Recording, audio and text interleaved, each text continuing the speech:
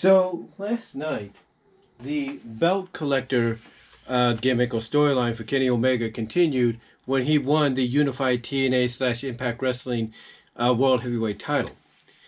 But now the question is, what's next?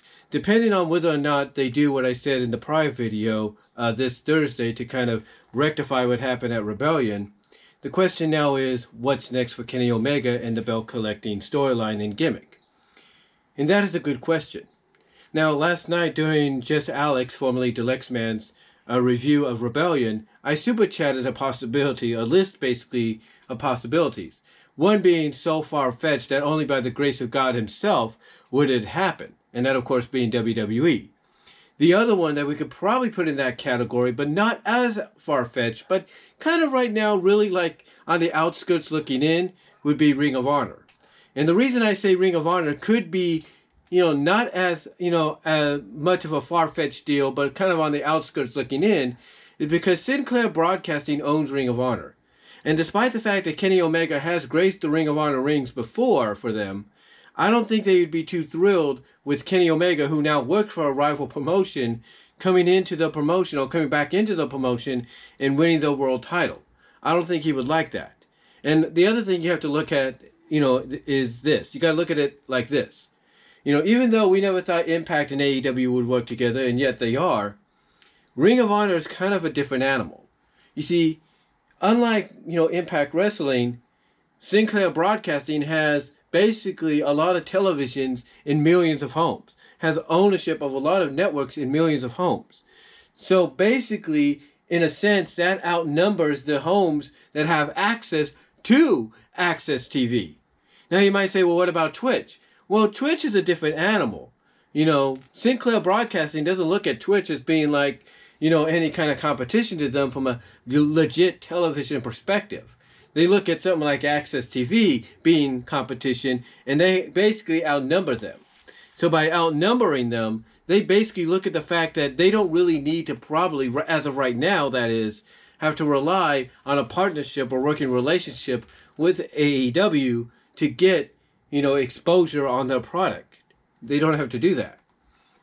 Again, I'm not saying it won't happen in the future, but you never know. But as of right now, it's not in the cards, as they would say. But there are other possibilities out there. And if I was to list off a top 5, if you will, of possibilities, this is how it would go. Because of the fact that it looks like we're leaning towards that direction, I could see GCW, Game Changer Wrestling, as being number 1.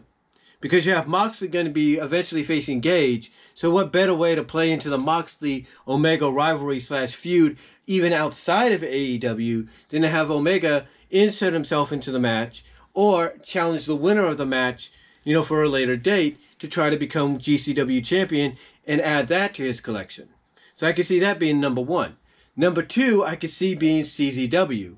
Whoever the world champion is there, I could see Kenny showing up there down the line, maybe after Tournament of Death, maybe after Cage of Death, or whatever the case may be, and challenging the champion there. Number 3, I could see being CMLL. Now, yes, Omega's the AAA Mega Champion, but who's to say he can't go down to CMLL and challenge for that title and add that to his collection? Number 4, it's a tie between PWG and Defy. Think about it this way. When Austin Aries was doing this gimmick in Impact Wrestling, one of the titles he was allowed to acquire was the Defy Championship. So who's to say AEW won't allow Omega to do the same thing? So at number 4, tied at number 4, I see basically Defy and PWG being next on the list.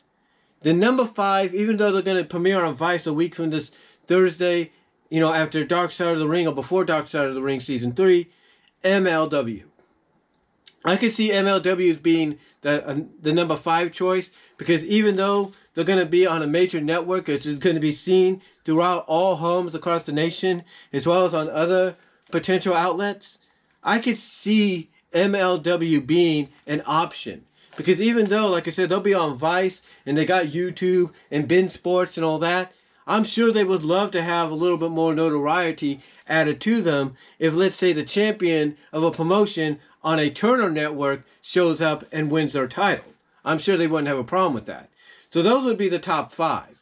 like I said, GCW, CZW, CMLL, tied at 4, number 4, basically both Defy and PWG, and then number 5 would be MLW.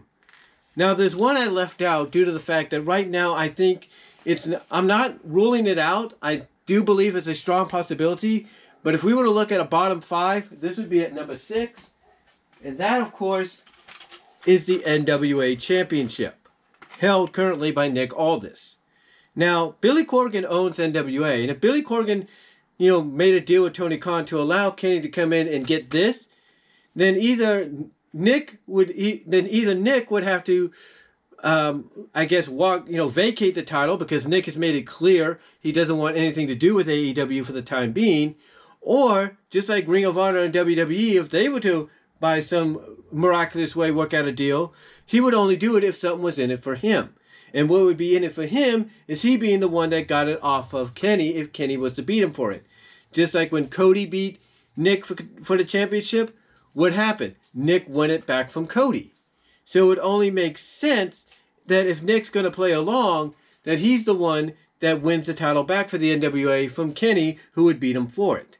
But right now, because Nick is not kind of like the kind that would want to play ball, despite, Billy Corgan being the one that owns the NWA, I don't see that being like a very top priority, even though a lot of people have listed this as probably being the next one Kenny should go after. I just don't see that legitimately being an option right now. Because one, NWA Powerr is back on screens with Fight TV. And they got a pay-per-view coming in June. And even though Kenny versus Nick, Kenny versus Nick would be a great headline match for them, I don't see it happening right away. Now, unless it does, that's thank the Lord, somebody talked some sense into Nick Aldis. But I don't know.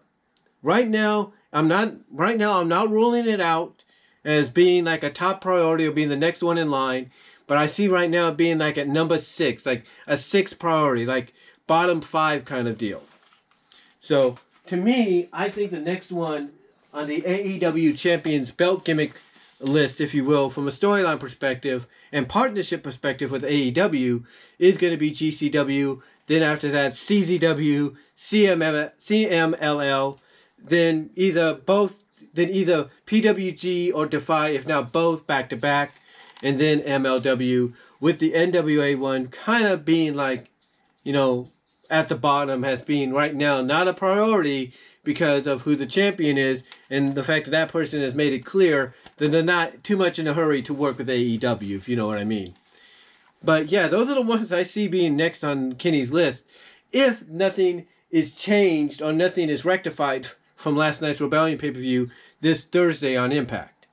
But let me know what your thoughts are. How do you feel about some of the choices that I mentioned as to who could be next? Comment down below. Comment in the live chat and during the premiere. Let me know what your thoughts are, and I'll talk to you all later.